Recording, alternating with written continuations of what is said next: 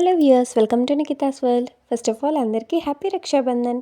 ఇవాళైతే మేము చాలా హ్యాపీగా రాఖీ సెలబ్రేట్ చేసుకున్నాం. ఈసారి ఫస్ట్ మా ఆదిత్యతోనే ఇంట్లో రాఖీ స్టార్ట్ అయింది. తర్వాతే మా అక్క వాళ్ళు కూడా మా వారికి రాఖీ కట్టారు. అక్క వాళ్ళంటే మా ఆడపడుచులు, వాళ్ళని నేను అక్క అనే అంట.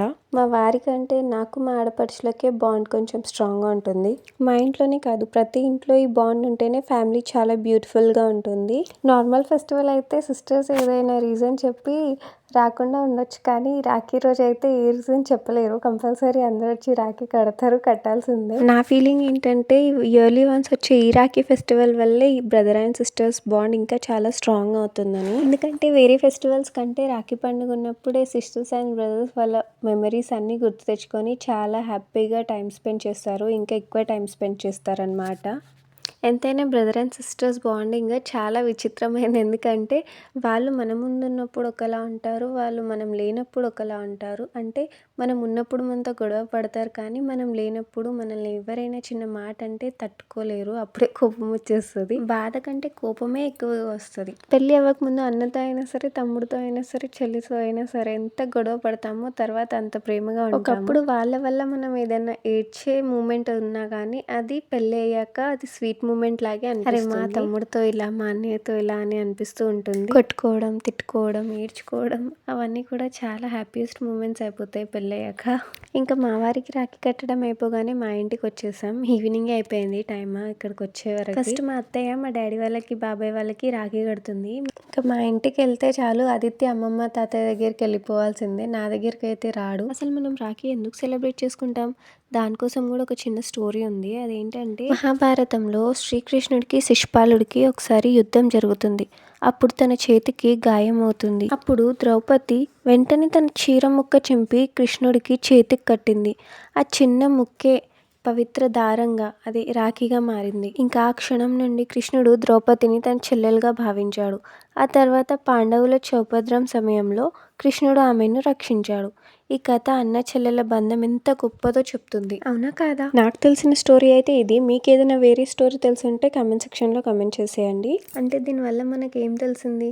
అన్న చెల్లెలు అంటే రాఖీ కట్టడం, గిఫ్ట్స్ ఇసుకోవడం అవన్నీ కాదు, ఒకరినొకరు కాపాడుకోవడం, రక్షించుకోవడం. ఇంకా ఫ్యామిలీలో రాఖీ సెలబ్రేషన్స్ అంటే జాయ్ అండ్ ఫన్ ఇంకా మామూలుగా ఉండదు. మా ఫ్యామిలీలో అయితే చాలా అంటే చాలా ఎంజాయ్ చేసాం మేమైతే. మనం డైలీ లైఫ్లో ఎంత బిజీగా ఉన్నా సరే ఇలా ఒక్క పండుగ ఉన్నప్పుడైనా ఫ్యామిలీ అంతా ఒక్కటే దగ్గరుండి ఎంజాయ్ చేయడం ఎంత బ్యూటిఫుల్ మూమెంటో కదా. ఇలా వాళ్ళ పిల్లలందరూ ఒక దగ్గర కలిసినప్పుడు మా నాన్నమ్మ తాతయ్య వాళ్ళైతే ఎంత హ్యాపీగా కనిపిస్తారో నాకైతే. అంటే వాళ్ళ పిల్లల్ని, మనవల్ని, మనవరాలని వాళ్ళందరినీ చూస్తే వాళ్ళ ఫేస్లో చేంజెస్ వేరే ఉంటాయి. ఇంకా నెక్స్ట్ ఫన్ టైం అంటే మనీ ఆర్ గిఫ్ట్స్ ఇచ్చే టైమే. 3-4 బ్రదర్స్ అండ్ సిస్టర్స్ అంటే ఇంకా మనీతో ఫన్ వేరేగానే ఉంటుంది. గిఫ్ట్స్ ఇచ్చే ఇంకా 3-4 బ్రదర్స్ ఉంటే సిస్టర్స్కి కూడా పండుగ బడ్జెట్ కొంచెం భారీగా ఉంటుంది కదా.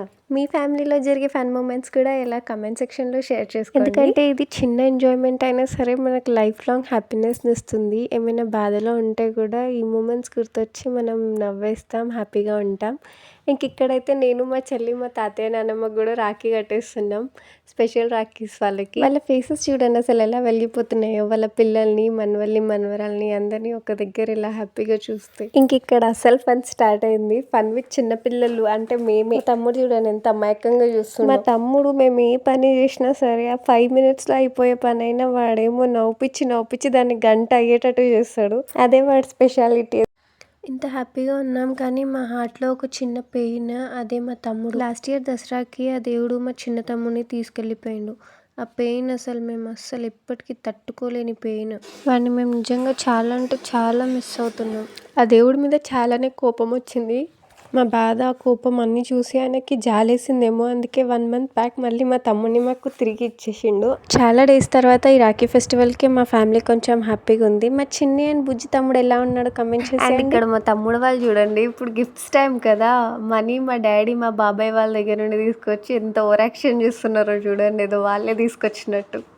మన లైఫ్లో బెస్ట్ పార్ట్ ఏంటంటే చిన్నప్పుడు మనకు రాఖీలు మన మమ్మీ డాడీనే కొనిస్తారు, అండ్ మన తమ్ముడు వాళ్ళకి గిఫ్ట్స్ మనకి ఇవ్వమని మమ్మీ డాడీలే కొనిస్తారు. కానీ వాళ్ళ వల్ల ఎంజాయ్ చేసేది మాత్రం మనం ఇక్కడ, అంతే కదా. మా తమ్ముడు వాళ్ళ కోసం స్వీట్స్, బాదుషా, గులాబ్ జామున్ నేనే ప్రిపేర్ చేశాను, వీడియోస్ పెట్టాను, వెళ్ళి చూసేయండి. మా బ్యూటిఫుల్ ఫ్యామిలీతో రక్షాబంధన్ వీడియో ఎలా ఉందో కమెంట్ చేసేయండి. వీడియో నచ్చినట్లయితే లైక్, షేర్ అండ్ సబ్స్క్రైబ్ చేసుకోండి. Thank you for watching. Bye.